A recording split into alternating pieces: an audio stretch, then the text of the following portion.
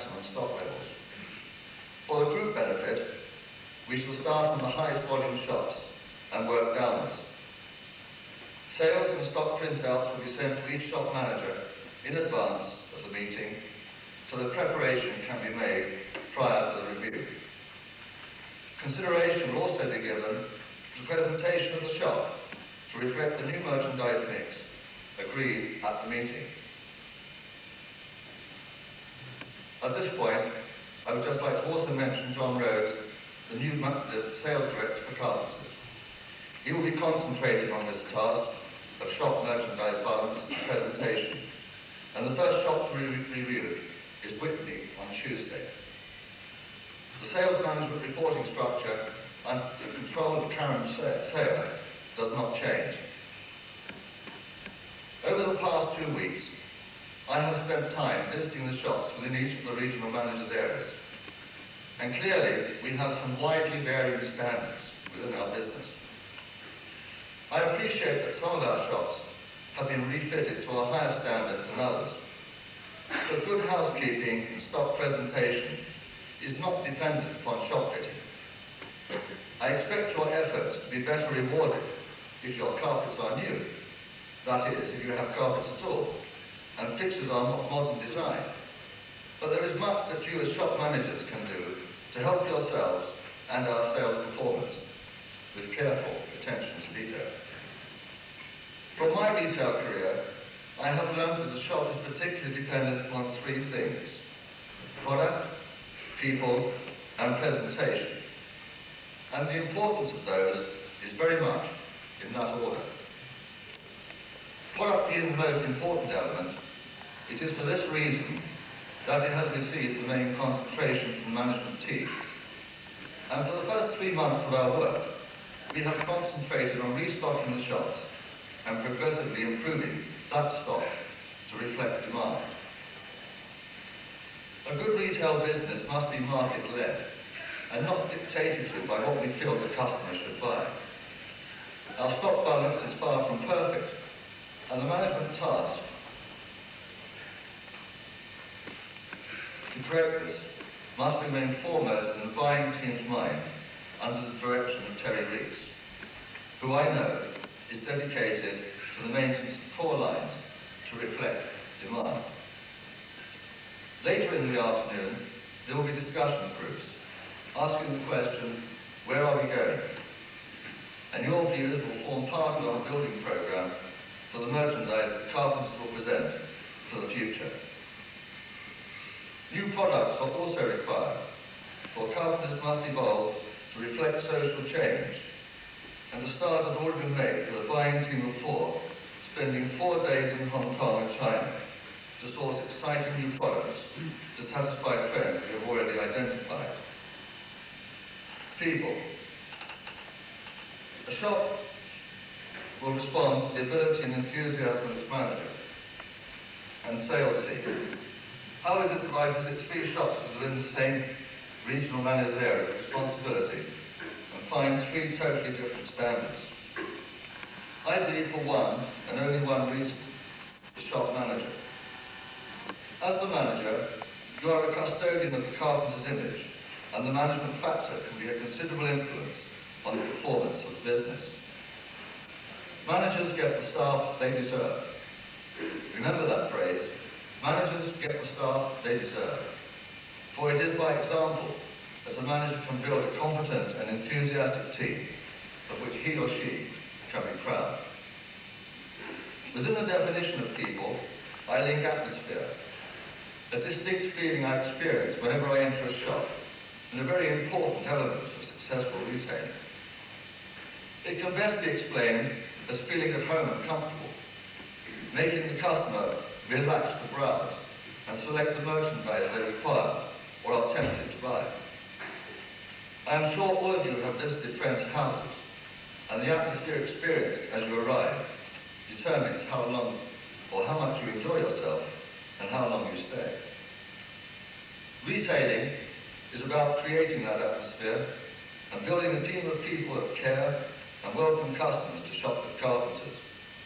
This, with the maintenance of balanced stocks, builds confidence with the customer an element we seriously need to address every day to achieve success. Presentation. How does our shop look to the customer on the street or within the shopping centre? Put yourself into the customer's shoes. Go outside each day and look at your shop objectively. Try to see it as a new customer and ask yourself, why should I step inside? The first view is just interesting windows, clear promotions, crisp housekeeping and colourful displays inside the shop and on the most visual points to shelves and gondolas. Use your imagination and experiment with interior display. During my visits, I have received the comment that initiative in this area had not previously been allowed. It is allowed for the future. Good retailers put rosy apples in the window and on particular display points, highlighting your best-selling lines, enabling you to sell more of them. Remember the principle, 75% of sales from 25% of your stock. Know your best-selling lines and make them work for you. Logical presentation, creating stories, is also a silent salesman to the customer, creating impulse purchasing. And this will be explained further as individual shop meetings obtain. We are acutely aware of the difficult trading conditions that prevail throughout the country. However, there is so much for us to do to improve our business. From the John Lewis Gazette, which is a trading report they publish each week, I noticed that for the last 12 weeks, trade on cook shops areas was plus 19%. Cleaning materials plus 8%. China plus 2%. Gardening plus 4%. Garden furniture, for the lack of the sun, minus 2.3%. I think as retailers, we all recognise John Lewis as being one of the foremost retailers in the country. They are efficient and successful. We do not have to wait for the economic upturn to reach budgeted sales. At this meeting today, there are over 170 members of the management team, and it is by teamwork, attention to detail, and clear communication that we shall progressively improve our efficiency as retailers and create sales. Through our meeting today, we have the opportunity to commit ourselves to the task ahead. The task is an achievable one, and if I may use an analogy to illustrate this. The Chief Constable of the Thames Valley Police once said that the difference in traffic volume on the M4 between the free flow into London and the nose-to-tail delays we have experienced is about 8%.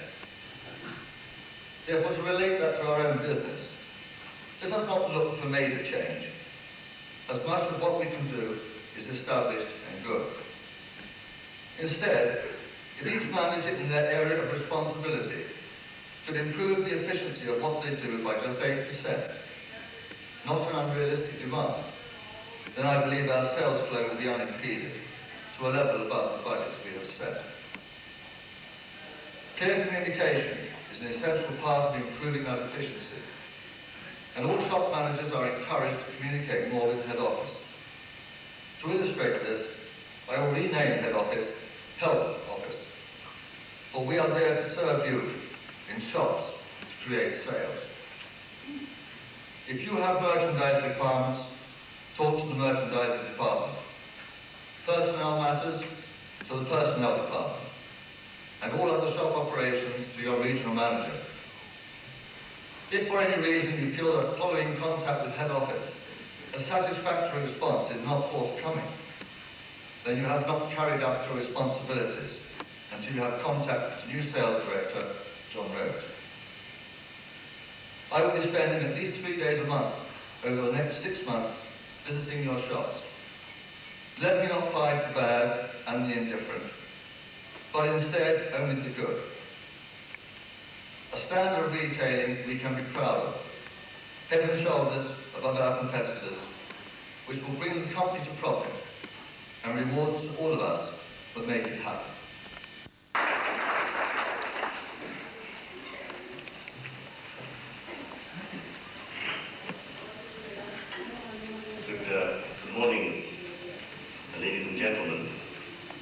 great pleasure for me to be here addressing all the key managers of Carpenters Group. My name is Tunku Imran. That famous cricketer was named after me, Gambit. And I'd like to get you acquainted with ANTA. ANTA Holdings was a company which was established in 1977 as a joint venture between Jardine Matheson Group in Malaysia and Syarikat Pusaka ANTA, which is my family company. Jardine Matheson, I think many of you will know, as the major Hong Kong company. Those of you who saw the television program of Noble House and Red Taipan, I mean, that is our partner, that was our partner in 1977, when we merged their trading interests in Malaysia with some of our family investments.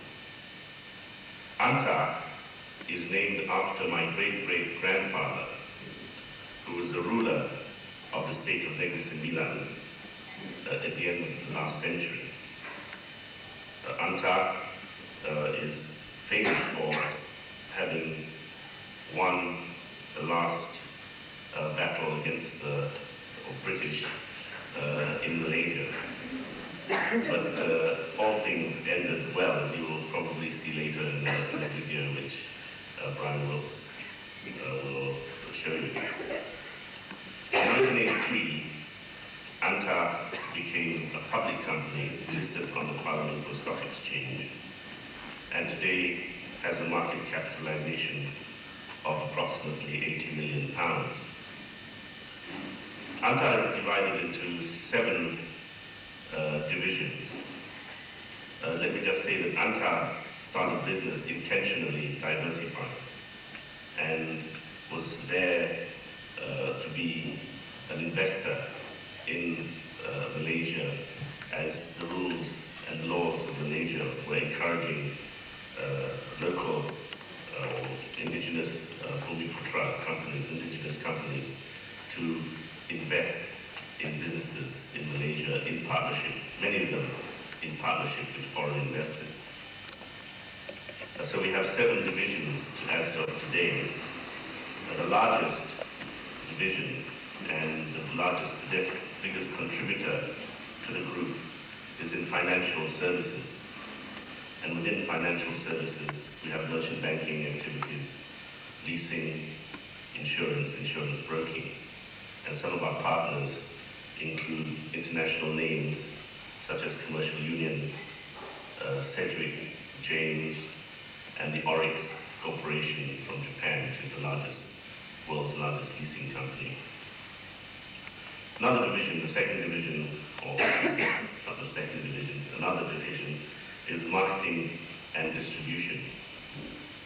And this division handles a range of products, from Mitsubishi electrical products through to Kenwood mixers, through to Waterford Wedgwood ceramic products, Western helicopters, McDonnell Douglas aircraft, medical and dental equipment, and a whole host of other products which essentially we import into Malaysia.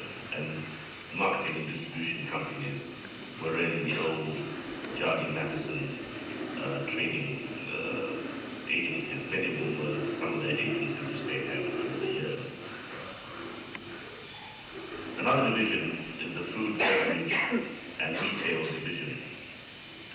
ANTA Holdings is, through its wholly owned subsidiary Permanis, is a bottler in Peninsular Malaysia for Pepsi Cola, 7-Up, and Mirinda soft drinks. And through a company called Convenience Shopping, we are the licensees in Malaysia for 7-Eleven convenience stores. I'm sure many of you know that what 7-Eleven convenience stores are. In fact, coincidentally, the 7-Eleven chain here in UK is owned 75% by Jardine Matheson. We own 70 stores in Kuala Lumpur, Penang, and Johor Bahru in Malaysia, and it is growing at a rate of about 12 to 15 new stores per annum. We also have within this division a company called Charles Candy, which manufactures chocolate candy bars, chocolate-coated candy bars under the brand names of Catch, Stars, Knuckle, etc.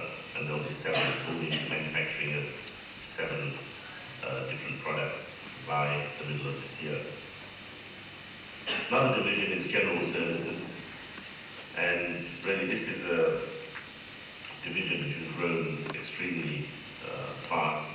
Some of them are relatively small companies, some of them are much larger companies. Within this we have Media Services, and we have 3 major companies. We have 2 advertising agencies, Leo Burnett and Grey Advertising, and we have a video post-production house, which is a service company for the TV, for TV advertising, which really finishes off advertising and film this. We have Securicor Malaysia, which is in joint venture with the Securicor that you know here.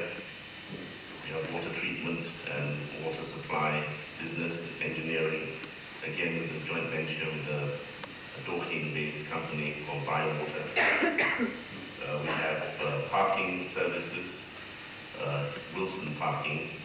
I think many of you know National Car Parks, but Wilson, I think some of you may have noticed, has arrived on the scene over the last 12 months. They're an Australian-based company, but very aggressive, and I'm sure that over the next few years there'll be a thorn in your side when you have to pay these parking fees to Wilson. But the Malaysian public are doing it for us. We have industrial cleaning in joint venture with Initial, which is another well-known UK company, subsidiary of BET. We have hotels, but we own a resort hotel in Cherating on the east coast of Malaysia, and we're developing another hotel in Langkawi, which is an island in the Straits of Malacca between Penang and Phuket, which is in Thailand. And also we're developing a golf club, 27-hole golf club just south of the capital, which is being designed by Australian golfer called Graham Marsh, which many of you, again, visited golfers would have heard of. We have oil and gas division. It's one of our big growth areas in Antar, is in the oil and gas service and supply. And last year we acquired our partner, in fact, in the oil services division worldwide called Oil Tools International. And this company has a worldwide operation from Aberdeen right through to New Zealand, from sort of Houston right through to Indonesia. And we have, through a company called Antar Drilling, 2 oil rigs operating in the South China Sea. Under manufacturing and property, and Antar sees manufacturing as a major thrust for it over the next few years. We manufacture ceramic tiles, furniture, timber doors, mechanical seals, and thermoplastic pipes. We also have a property development division, and are currently developing some industrial sites in Malaysia, and also some medium and low-cost housing, as well as building our own corporate headquarters in Kuala Lumpur. The final division is the international division. Anta only invested internationally about 2 years ago, and our investment first focused on UK. Now, during in the 80s, I think with government policies and government encouragement, there have been a number of extremely successful entrepreneurs that have created very fine businesses. But all business needs capital to expand. And whereas they've built up very successful businesses, by the late 1980s, of course, they'd grown their businesses, and were ready to go to the next level. But of course, at that time, and still as today, interest rates were extremely high. And at the end of the day, I think many of them felt that they were really working for the banks and not for themselves. And what was needed was a capital injection, capital in the form of equity. Unfortunately, the equity investors were not around in the UK. Certainly, the equity investors that were participating investors, if I can put it that way. There were many venture capitalists, there were many merchant banks who were prepared to give money, but really extracted a very, very heavy toll on the company that invested in, and also the other shareholders. And these entrepreneurs just were not prepared to really give away to financial institutions something that they built over a few years. So we were in this country over the last 2 years, really looking at businesses that we felt were well managed, had good potential, and needed capital injection. And we really, have since then invested in some small, some much larger companies here in the UK, including New World Telecommunications, which is a telecommunications company. They provide all sorts of things like PBXs, telephones. They've got they're doing a payphone business and other things. We have Kemp's, which is a little joinery company in South London. We have DL Products, which is a company which is packaging and a distribution of currently motor spare parts, but hopefully there can be some synergy which they can have with the Carpenters group. We obviously, as many of you know, invested in Complete Cook Shop about 2 years ago, and we have taken a major investment in Unigroup PLC, which is listed on the London Stock Exchange, and that is involved in timber manufacturing in Malaysia. That is one of the main reasons why we took a major investment in this company, but also other distributors of Corian in France and UK. Corian being this marble look-alike made by DuPont, which is in kitchens, in bathrooms, etc. And it also has a division in air movement division, and it manufactures air curtains, which either keeps warm air in or cold air out, or cold air in and warm air out, depending on the time of year, and a small garment manufacturing operation. And of course,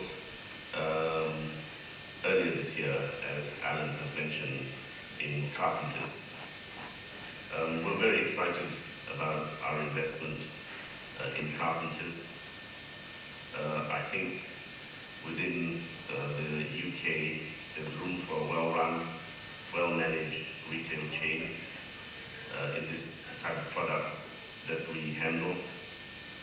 I think that the companies, the stores have done extremely well in what must have been very, very difficult times over the last couple of years. We think that since this year, since we've made our investment, and certainly from the results, of March and April, that it's certainly an improving situation. But really, it's only just the beginning. There's a long way to go. There's a lot of work to be done. But I think that at least things seem to be on the right track. We believe that with the management team that we have in the Carpenters, that we can do it. I think that it will be a very, very good investment for us, and I think that for all of you will be a very job satisfying time. And I hope that together we can really make a really good show of putting Carpenters in-house back on the map in the UK. Thank you very much. Morning, ladies and gentlemen.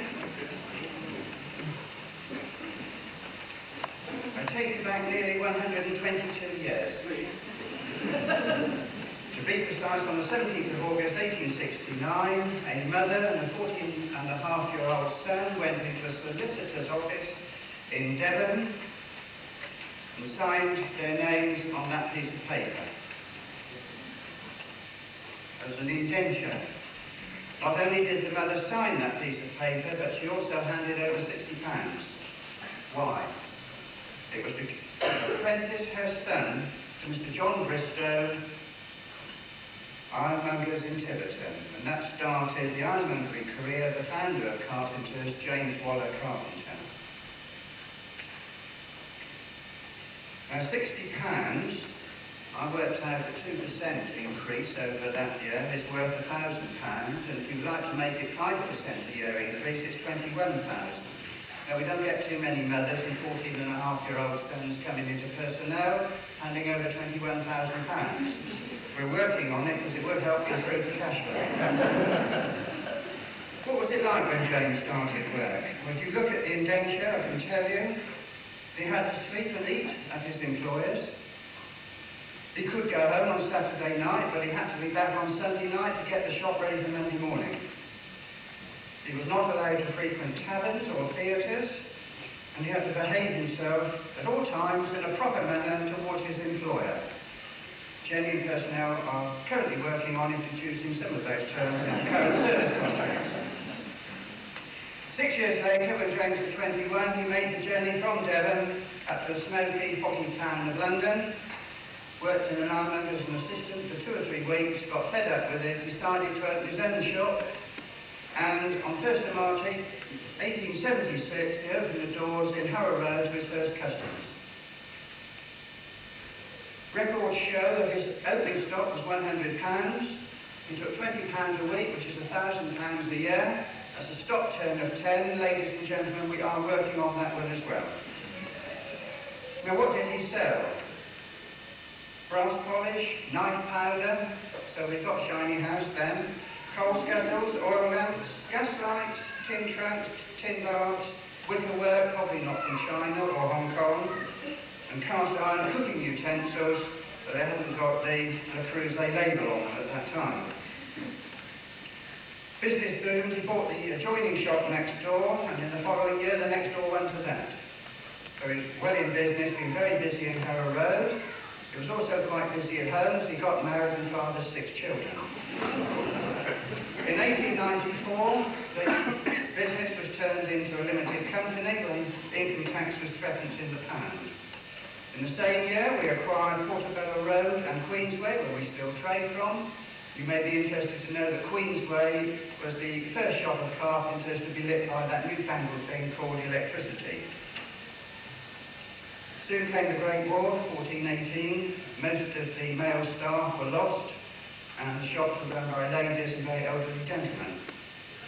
At that time, for those who have got longer memories than perhaps some of you, Fred Carpenter started work in the Bronsbury shop in that year, and he went on to be the chairman managing director, retired in 1976. That war was followed by a slump of the 1920s.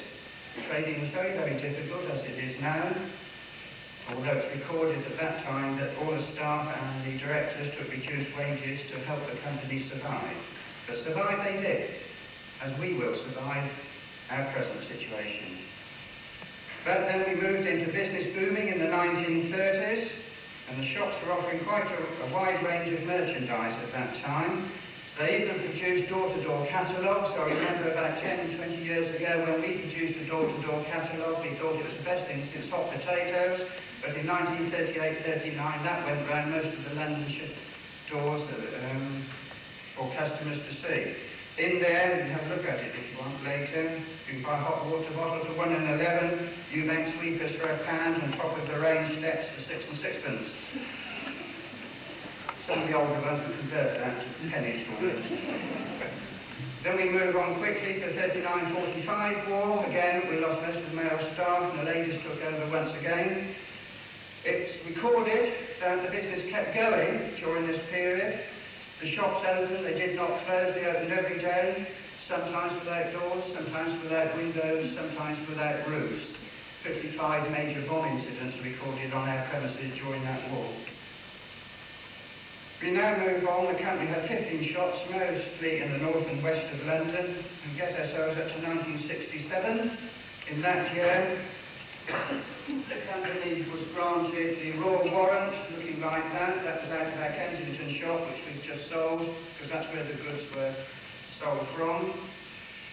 We supply the Royal Mews at the moment with cleaning goods and polishes, so next time you see on your television the coaches and the horses clattering down the street, shining and cleaning, you know where the polish came from. We also supply the brooms and buckets to sweep up the things you do not see on television.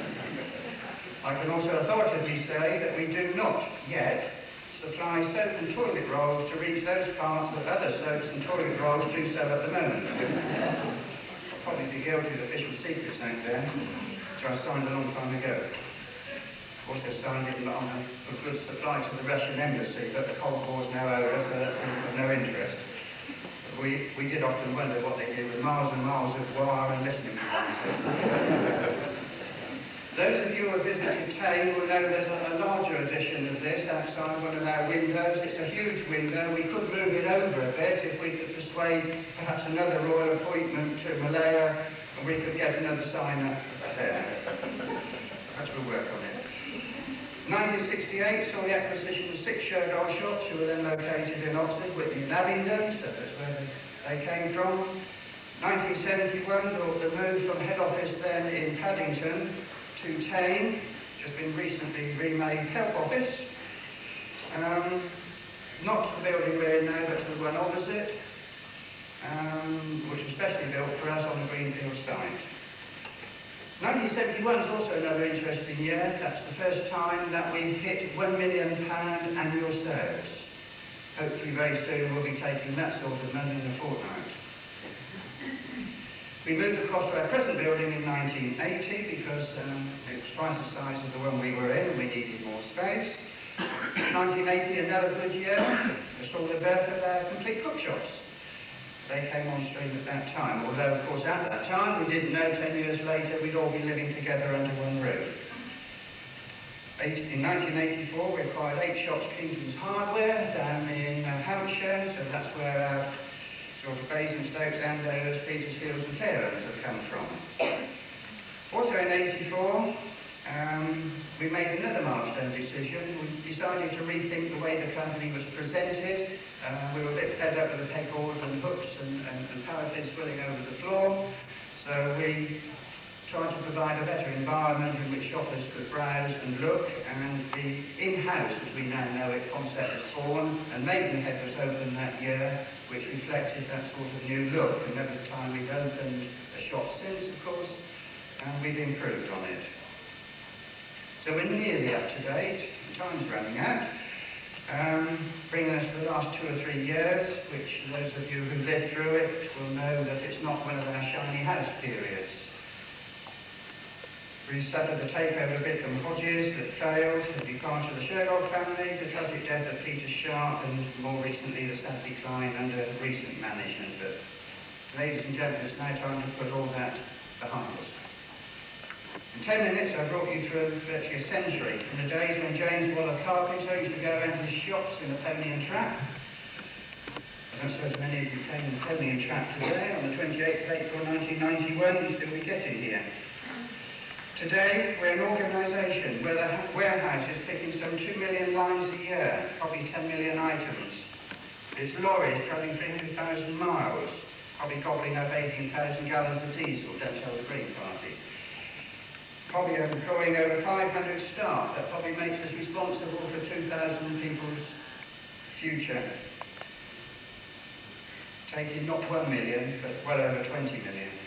Today, we're an organisation with some 112 retail outlets, all connected to each other in some greater or lesser degree. If you look at the map, we've got Carpenters in-house and complete cook shops, going right up north to Merseyside, out to Salisbury in the west, Portsmouth in the south, Barking out to the east. And if we add in the Cocoa Co and the franchise shops and have another look at the map, you can spread up to Perth and Glasgow in Scotland, head through to the Isle of Man, Belfast in Ireland, down to Plymouth and Folkestone. We're not a small organisation, ladies and gentlemen, and we're backed by Anta, as you just heard. Ladies and gentlemen, this is a lot of history, and there's a lot behind us. But also, there's a great future in front of us. And one day, that will be history too.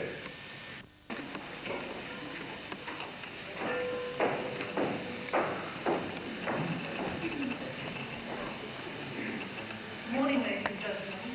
For those of you who don't know me, I'm Jenny Brown and I'm Head of Personnel.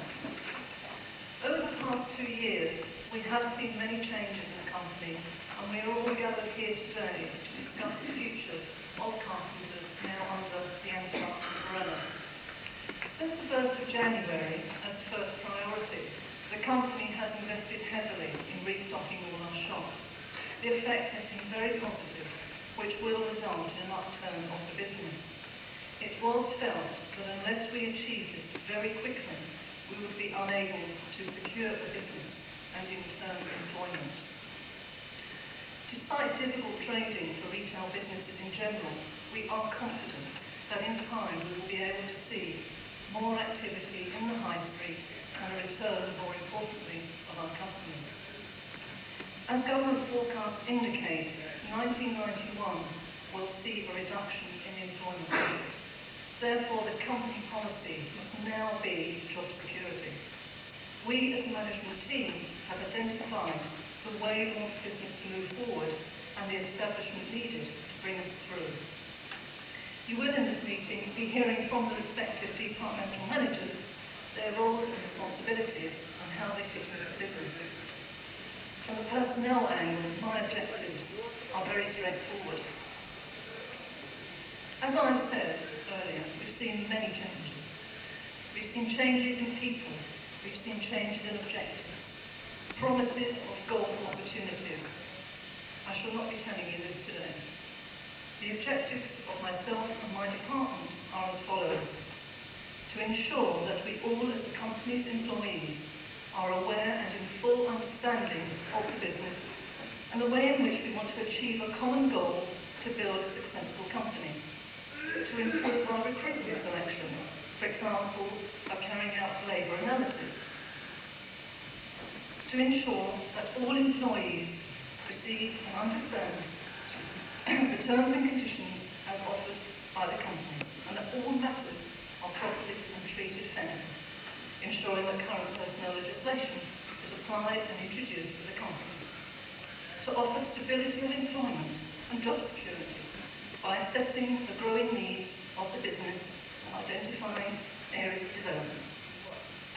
And last but not least, to develop our awareness and understanding of the business and how we can best achieve our goals. To assist us in obtaining these goals, we need to build on our skills as a workforce and give line management better tools and systems to work with. We will be ensuring better communication throughout the business. We will be introducing an appraisal system whereby we can set individual objectives and measure against them. This benefits both employers and employees by improving performance, identifying strengths and weaknesses and development areas. A good appraisal system will improve the quality of working life and increase mutual understanding between management and employees. All management and office staff will become part of this appraisal system, which will link to performance-related reviews. This is a fairer system and will recognise individual achievements. Good morning to you all. I'll introduce you first of all to a friend. I brought it with me just in case anybody's got any false solutions. Well, that's woke you all up. Could you all just say good morning, Terry? Right, you know my name. Now what I do, 3 weeks ago, Alan Divine in his divine wisdom appointed me to be the buying controller of Carpenters and Complete Cookshop. Since that, I haven't seen the wife a lot. I've been off to China and Hong Kong, viewing products and talking to people. It was quite amazing. Eating food that my stomach has never even looked at. But anyway, it was eventful. What we're trying to do at Carpenters and Complete Cookshop is very, very simple, or so it seems. As most of you people in this room could probably do the job of a buyer. Because that's an analogy that most people tell me. It's an easy job, it's exciting. All you have to do is buy it. Or do you? You don't anymore, because we can't no longer have the products that are exactly the same as everybody else in our high street. What we do have to do is to create an identity which people will want to buy. They're buying ideas, they're buying pride, they're buying possessions, but we can't give them nuclear-made dustbins. We can give them products that give them added value, with value for money. All of these objectives have been clearly laid out to my buying team, and they have started to venture very clearly into new product areas. I will introduce you to each of them a little later on. Jane has been very instrumental in looking into natural selection products. With the ecology of the world and the makeup of the new textured materials, Jane has done a significant job in starting to address us into these product areas. And in our travels in the Far East, we've seen much more exciting products. We've seen products made in the Philippines, we've seen products made in Manila and places like that. We'll add to that range.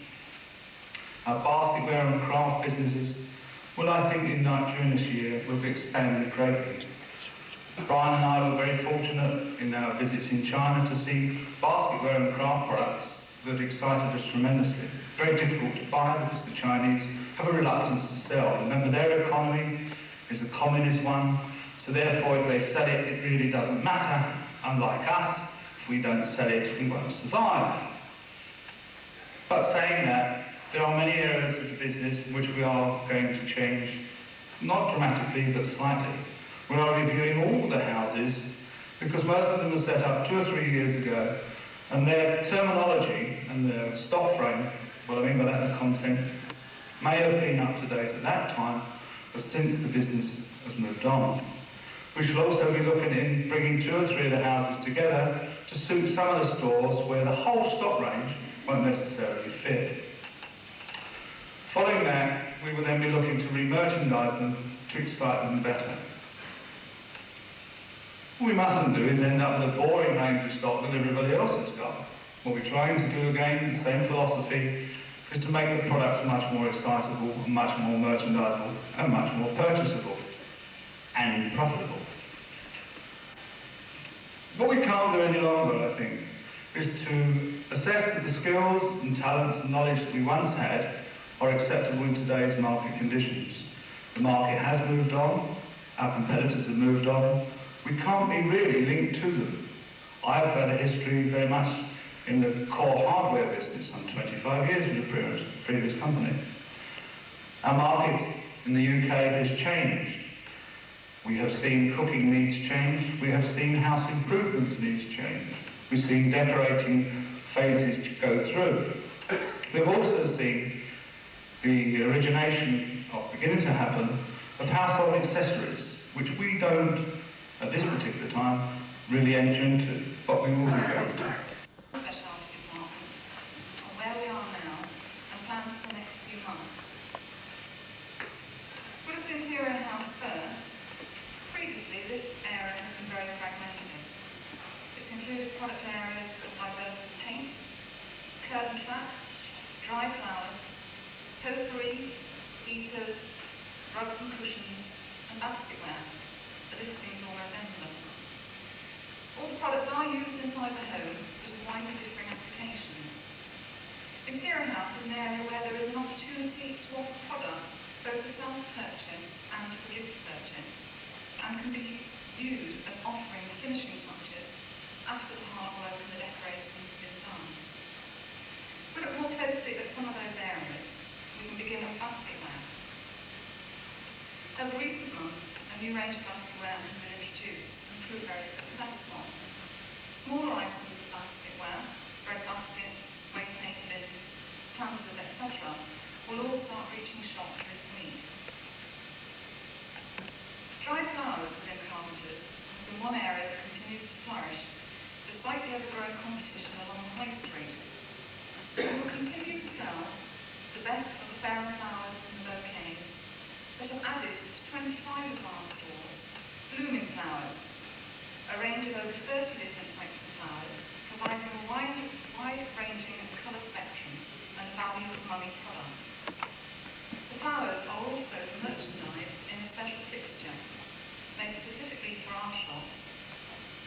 Sales of the dried flowers, and in particular the arrangements, have been very encouraging, and we are planning further blooming flowers displays to additional shops over the next few months. We move on to potpourri. The introduction of bagged potpourri in 4 fragrances during the Christmas selling period was very successful, and the range is to be increased over the next few weeks, with 5 new natural fragrances, all bagged. Existing fragrances, in order of popularity, which I'm sure you all know, but are rose, peach, gentleman's, blackberry, and finally the woodland fragrance. In addition, 5 stores will be experimenting with potpourri merchandiser, specially designed to display the product to advantage. It will also give us the opportunity to sell potpourri in the existing fragrances, but in acetate boxes, at £2.99 each, and aimed at gift purchase rather than self-purchase. If the merchandiser proves successful, then again we'll extend it to more shops over the next few months. Last but by no means least, rugs and cushions, which have been very successful in all our shops. We have recently added some new designs to the range, but the current bestsellers are the Jute Selection rug, closely followed by the Hestina rugs, the fringe square cushion, and the Hestina cushion. Over the next few weeks, Natural Selection rug merchandisers will be introduced to a few stores to display the rugs to best advantage for customer selection and also for ease of display. My responsibilities are cookhouse and takehouse areas. Our team consists of Graham Lindsay, who's a cheerful and helpful voice on the end of the phone. He's actually been with the company 10 years, started off in retail shops, and has both worked on the buying and selling, amongst other things in between times. Pam Pugh, Pamela is working with me. She has a wealth of knowledge and experience, once again, both in the retail, in selling, and in the buying. And of course myself, I've also been buying for 10 years, and also pointed out that I started at Carpenters, went to Complete Cookshop, and then unfortunately back at Carpenters, so I'll put together. Our team is committed. We believe in what we're doing, and I think the future ahead of us is going to be very exciting. We compete to win. So I've got a few points I want to cover today. what's been happening over the last few months, what we've been up to, the present day and the future, and just to look at some of the new products that we've got coming in. The last 4 months. We found we had a number of shops that were obviously very low on stock, and action has been taken to replenish the stocks with what we considered as core lines. The core lines which were readily available. Obviously, some of the lines that we were wanting to get in, and I'm sure a lot of you would like to see, are just not being available for various reasons. We spent the time on rebuilding confidence with the suppliers and basically going forward from there. The ranges that have been put in already are basically there's some products which you won't have been familiar with, such as beaverware, saucepans, dare I say cakeboards, and a number of other product areas. Unfamiliar, yes, but these products have been proven sellers in the complete cookshops over the last umpteen years. Also, products which haven't moved are some of the familiar names that you would have used to be selling, such as Tefal, the tools and gadgets. I must say that these areas are being looked at, and as soon as we've got some further information, obviously you'll be let know. So that's the last few months. We've now got the readings of the EPOS. We are able to assess what we've done and put our findings into action. The present day and the future. We are no longer limited to sourcing product from the UK. In the cookshops over the past 3, 4, 5 years, we've had the fortunate situation whereby we've been buying products from many parts of Europe, from America and from the Far East. Obviously this gives us greater scope for finding exclusive product, colourful product, and basically things that we would have been buying from importers and wholesalers. Obviously over and above that, it gives us a great opportunity to increase our margins. That can only benefit us all. The present selection. Obviously, as already stated, we must maintain a core product range. We need to fulfil the everyday requirements of the customer. In addition to that, we want to have some colourful, interesting, more gift-orientated products. Carpenters must be an exciting environment, and it's got to be a place where people shop out of interest and not just out of convenience. Some new products. I won't actually walk over and point out every single product to you. Hopefully you'll have the time later just to have a wander around and see what a few of the things we've got coming in. During April, you may have already received, or if not, you'll be receiving very soon, some fine white porcelain. It's made in France, it's a hardware product, and is basically microwave, freezer, dishwasher, etc.